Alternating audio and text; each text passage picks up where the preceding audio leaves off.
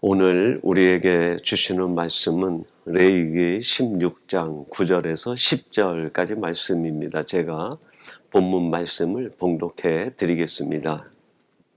아론은 여호와를 위하여 제비 뽑은 염소를 속죄제로 드리고 아사셀을 위하여 제비 뽑은 염소는 산채로 여호와 앞에 두었다가 그것으로 속죄하고 아사셀을 위하여 광야로 보낼지니라. 아멘. 오늘 주일은 주신 말씀 레위기 16장 9절에서 10절 말씀을 갖고 아사셀의 은혜라는 제목으로 하나님의 말씀을 전하도록 하겠습니다. 오늘 말씀은 하나님께서 이스라엘 백성들의 모든 죄를 대속하는 속죄제에 대하여 말씀하고 계십니다. 특별히 아론에게 제물을 준비해서 그 제물에게 모든 백성들의 죄를 전가시켜 그것을 아사셀 제물로 삼아 광야로 내보내라고 말씀하고 계십니다. 그것이 오늘 본문 10절 말씀인데 이렇게 말씀합니다. 아사셀을 위하여 제비 뽑은 염소는 산채로 여호와 앞에 두었다가 그것으로 속죄하고 아셋을 위하여 광야로 보낼지니라. 이스라엘 백성들이 살면서 그들이 부지중에 지은 죄나 또 하나님 앞에 범죄한 모든 죄를 제물을 선택해서 그 제물에다 안수하여 백성들의 죄를 전가시켜서 그 제물을 광야로 내어보내라. 그리하면 하나님께서 아사셀을 위하여 그 제물에 죄를 묻고 백성들을 사하시겠다라고 말씀하고 계십니다. 여기에서 아사셀이라는 말이 특별한데 그 말은 제거하다, 멀리 보내다라는 뜻이 있습니다. 하나님께서 제물을 통해 이스라엘 백성들의 죄를 제거하시고 그들을 죄로부터 격리시키는 하나님의 은혜가 바로 이 아사셀 제물에 담겨 있는 것입니다. 여러분, 하나님은 지금도 우리들에게 이러한 요구를 하고 계시는 것 아닙니까? 우리들이 살아가는 삶에서 짓는 모든 허물과 실수, 이런 것을 우리로부터 멀리 제거하시고 보내시려고 하시는 아버지의 마음을 우리들이 깨달아야 되겠습니다. 그렇다고 하면 우리들이 멀리 보내야 될, 우리들이 제거해야 될 그 죄의 뿌리들은 무엇이겠습니까? 그것을 저는 성경 전체를 보면서 이 세 가지가 아닌가 하는 생각을 합니다. 첫 번째는 분노입니다. 여러분, 창세기 4장 6절에 보면 그 가인과 아벨 사이에 죄가 싹트게 되는데 가인의 마음에 분노가 들어오게 됩니다. 한번 제가 창세기 4장 6절 말씀을 봉독해 드리겠습니다. 여호와께서 가인에게 이르시되 내가 분하여 함은 어찌 됨이며 안색이 변함은 어찌 됨이냐. 여러분이 가인과 아벨 서로 사랑하고 서로 아껴주고 서로 도와줘야 될 그런 관계 아닙니까? 그런데 이 가인이 자기 마음에 섭섭함이 들어오게 되자 그것이 분노로 변하게 됩니다. 그걸 깨달은 하나님께서 가인에게 그의 마음에 숨어 들어오는 이 죄의 뿌리, 분노를 지적하셨어요. 내가 분하여 함은 어찌 됨이며 안색이 변함은 어찌 됨이냐. 이 하나님이 주시는 지적 앞에서 가인은 그의 마음에 스며 들어온 이 죄의 뿌리, 분노를 내려놓아야만 했습니다. 근데 그것을 내려놓지 못했을 때 어떤 결과를 낳게 됩니까? 그의 사랑하는 동생 아벨을 끔찍하게 돌로 쳐 죽이는 최초의 살인자가 되고 말았습니다. 창세기 4장 8절은 이렇게 말씀합니다. 가인이 그의 아우 아벨에게 말하고 그들이 들에 있을 때에 가인이 그의 아우 아벨을 쳐 죽이니라. 여러분, 얼마나 무서운 일입니까? 서로 사랑하고 아끼고 도와줘도 모자를 형제 관계가 그 가인의 마음속에 분노라는 것이 들어오게 되자 그의 아우를 끔찍하게 죽이는 살인자가 되고 맙니다. 여러분이 분노는 제거하지 않으면, 멀리 보내지 않으면 그것은 결국 내 마음에 기숙하여 있다가 어느새 내 마음에 피를 묻히는 무서운 죄의 뿌리가 됩니다. 사랑하는 성도 여러분, 혹시 여러분들이 살아가면서 여러분 삶에 이런 분노의 뿌리가 남아있지는 않습니까? 그것이 무엇이든 무엇 때문이든 여러분 마음에 찾아오지 않게 하시고, 혹시 여러분 마음에 그것이 느껴진다고 하면 그것을 멀리 떠나보내는 지혜로운 사람들이 되시기를 바랍니다.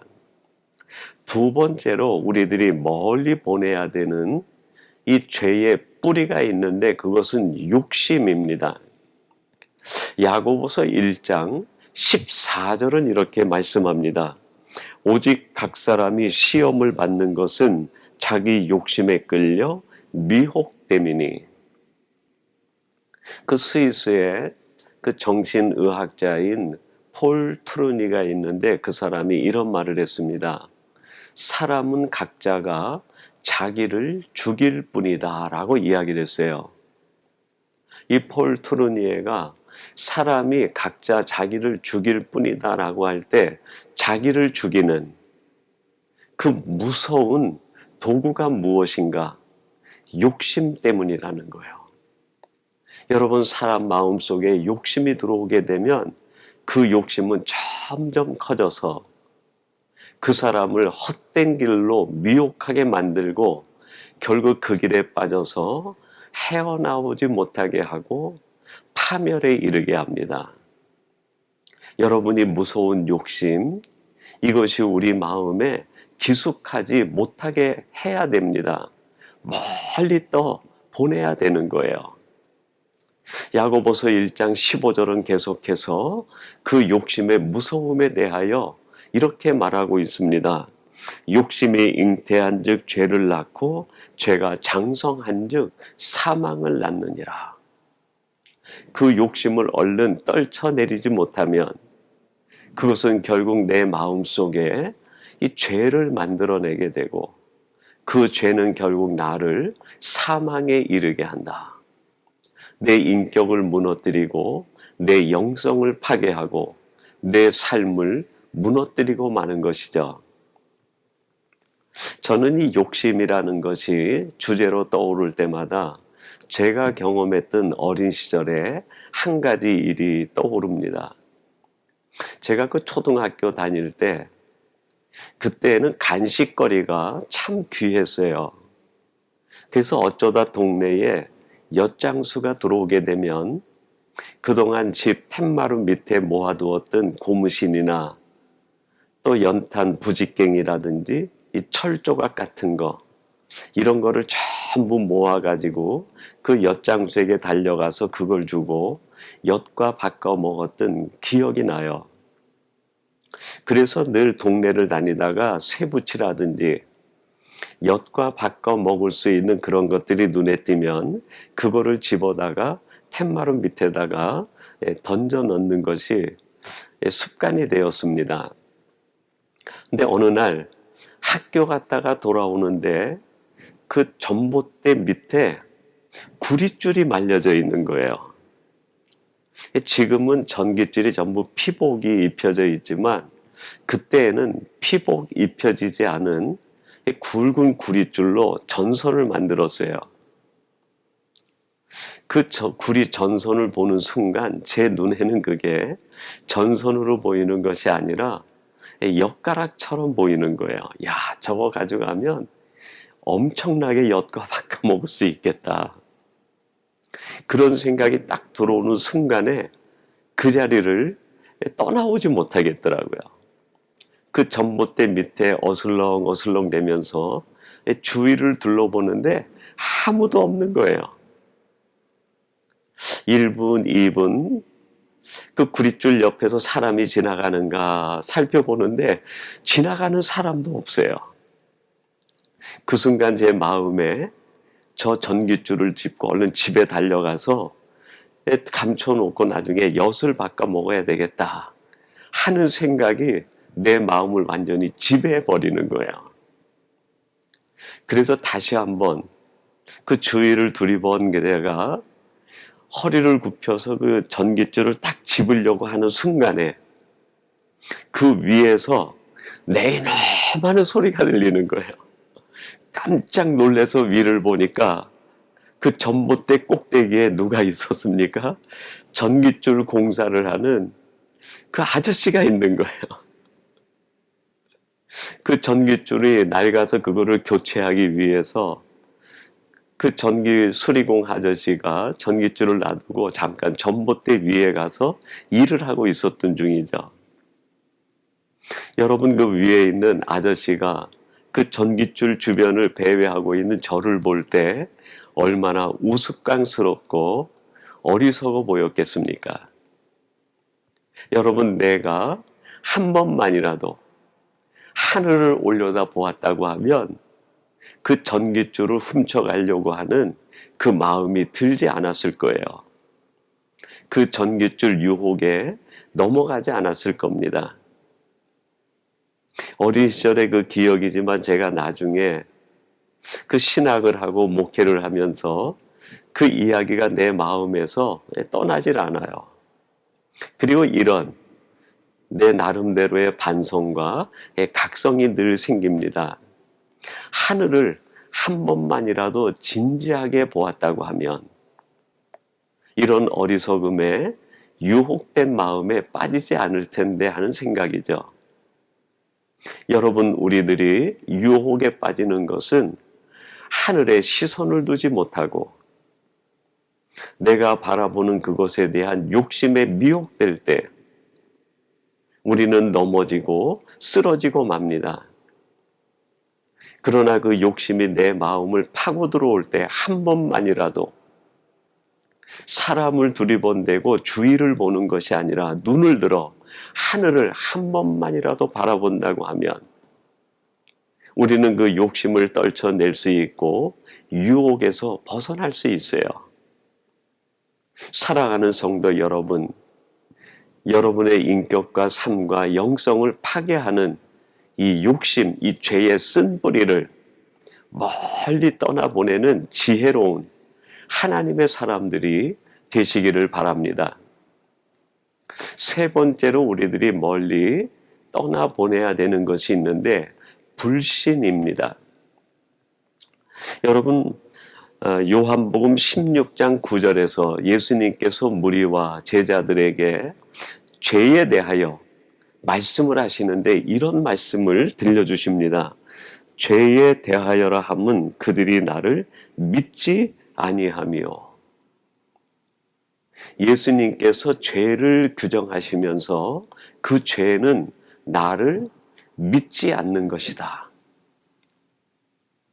지금 눈앞에 계신 그분이 하나님의 아들이요, 나의 구세주요, 나를 위해 오신 하나님의 아들이라는 것을 믿지 않는 것, 그게 바로 죄 중에 죄라는 겁니다.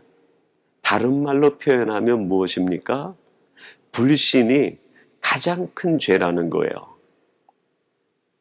여러분, 우리 마음속에 불신이 들어오면 관계가 파괴되어지기 시작합니다.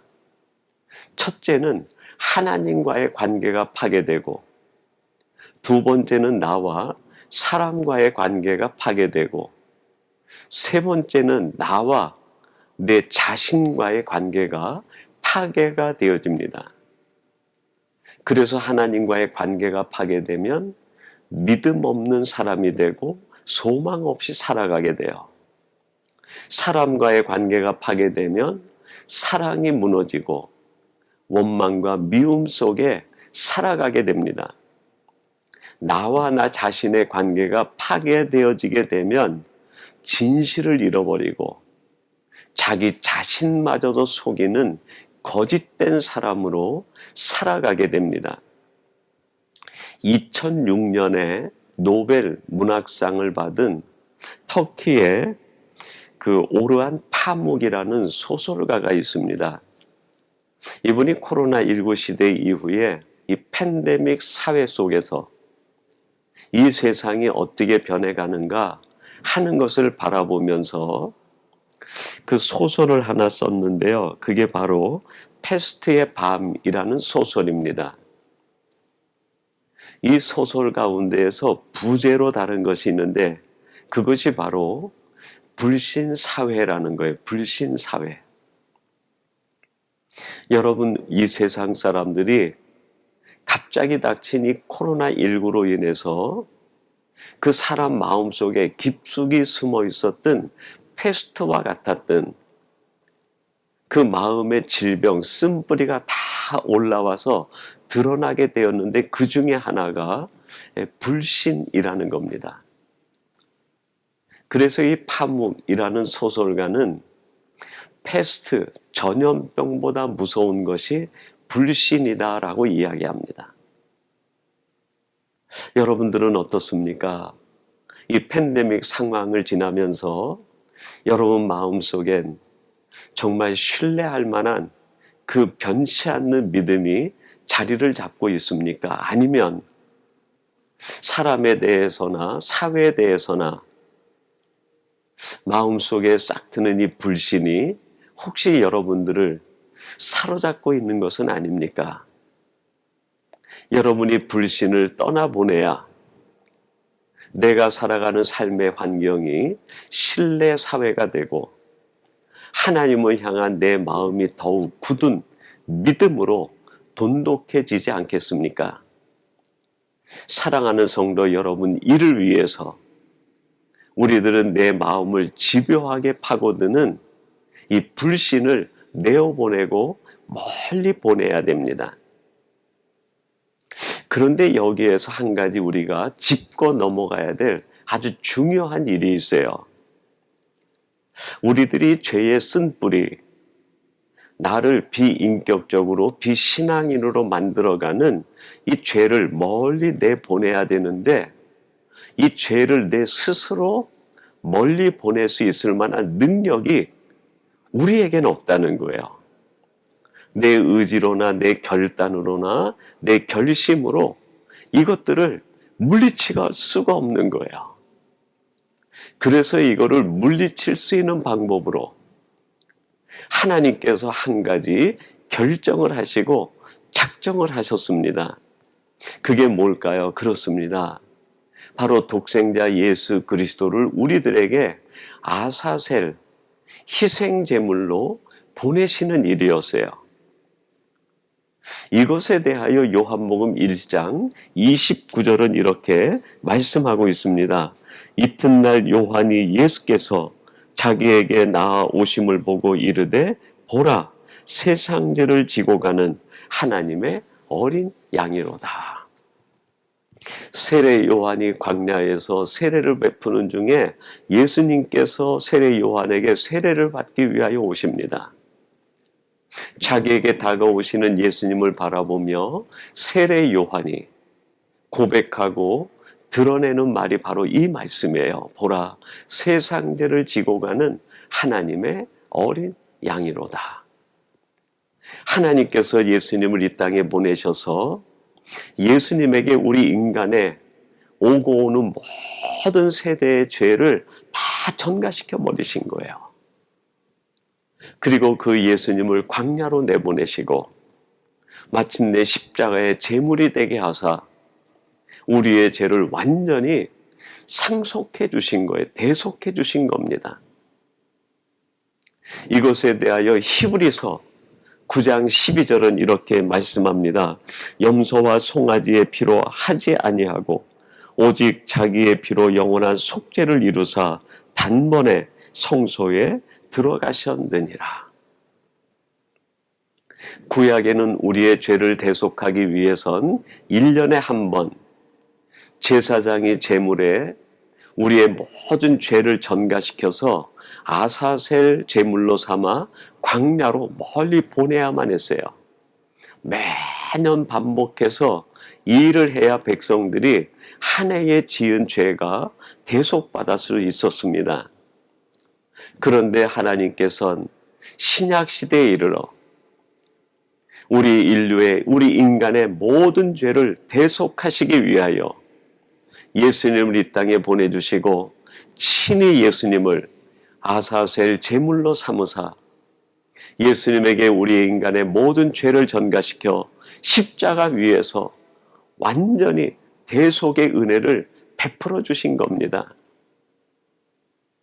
송아지나 짐승의 피로 하지 아니하시고 오직 하나님의 아들 예수 그리스도의 피로 우리의 죄를 대속시켜 주신 것입니다. 여러분, 이것이 바로 오늘 본문 속에서 우리가 함께 나눈 아사셀 제물에 대한 신약적 의미요 은혜 아닙니까?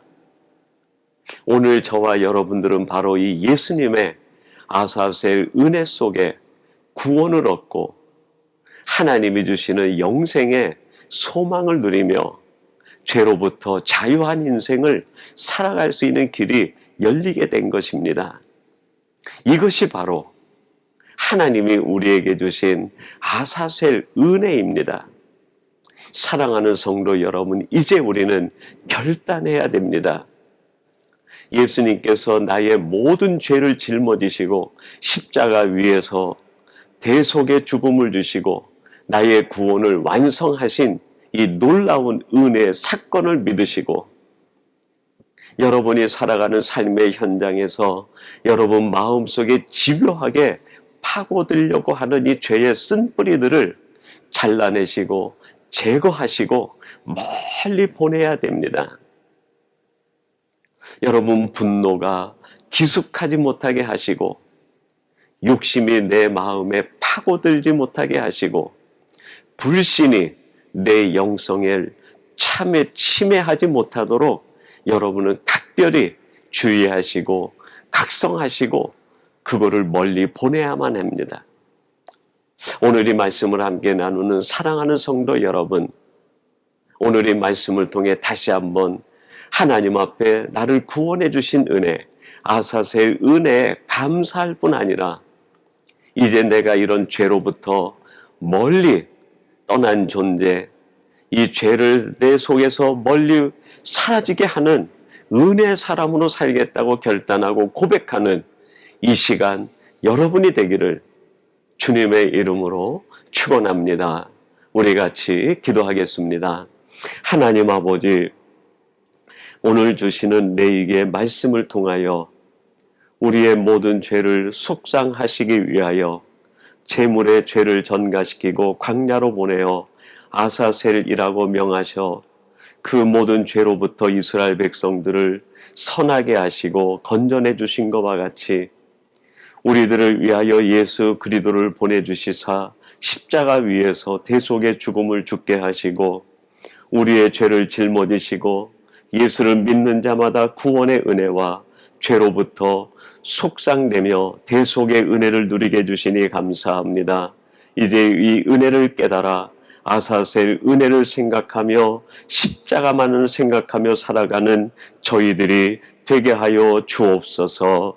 예수님의 이름으로 기도하옵나이다. 아멘.